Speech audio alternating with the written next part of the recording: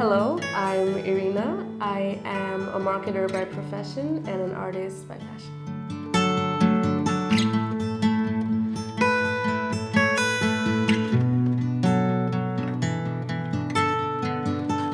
Well, I've been drawing as far as I can remember since I was a child. I've always been drawing, and it starts from there.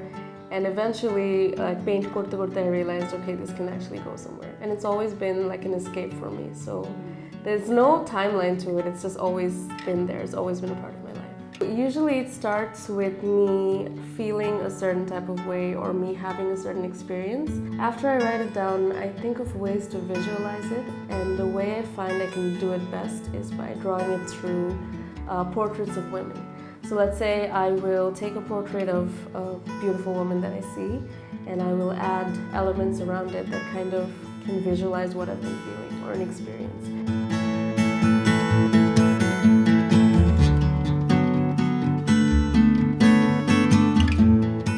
I've actually never been the kind of person who studies art or other artists. It just never happened for me. I never really studied the subject in depth.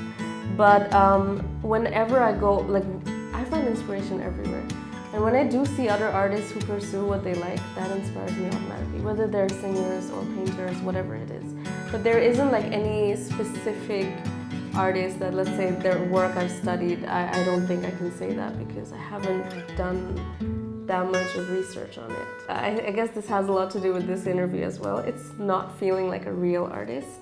When I was told that I would be, featured on Showcase, first thing I thought is why? I'm not an artist. I don't have a studio. I haven't done that many paintings. I haven't done hundreds. I really have not studied art. I don't think I can even go in front of a real big shot artist. I would be ashamed.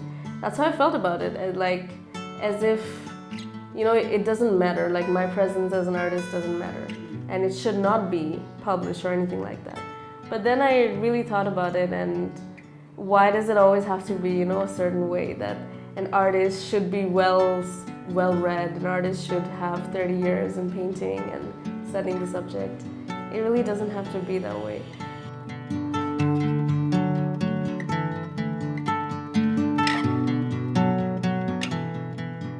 I've always been really comfortable with sketch pencils and using graphite. I feel like that's always been my comfort zone. But recently I've been stepping out of it a bit. I think the first time I actually used paint or acrylic was for a wall art project. And that was pretty challenging. When I took it on, I didn't even know I could paint per se, but once I did, I'm like, okay, this is something that I can do. So recently I've been trying to push myself to find new mediums, but sketch pencils is something I've always been super comfortable with. The most recent painting I did is called The Divine Feminine. This comes from an inspiration of just appreciating beautiful women, and I kind of try to draw some comparisons between the beauty of the moon, something that radiates calm and radiates peace.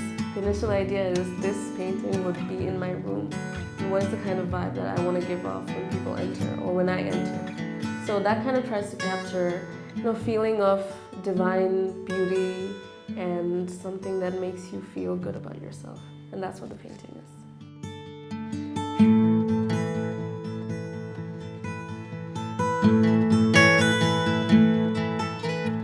I hope that I will always find time for art, because I feel like in this society, especially with my life, I get so busy with work that it becomes a challenge to find time for things that I like that won't pay off with money.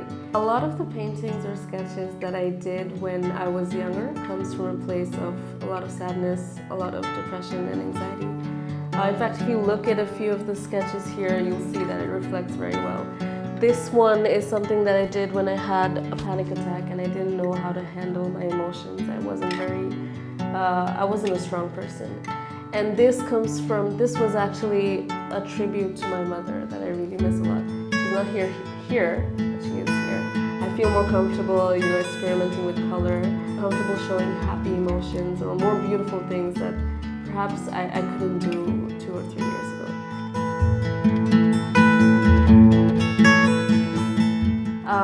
When I was 18, I I just graduated high school, and I really needed some sort of money to get me going. I had a gap year planned, and I didn't have any money to pay for visas and stuff. I was looking for projects, and suddenly someone I knew said, "Hey Irina, would you want to paint this wall that I have?" And so that's how it started, and every other wall art project was kind of like that.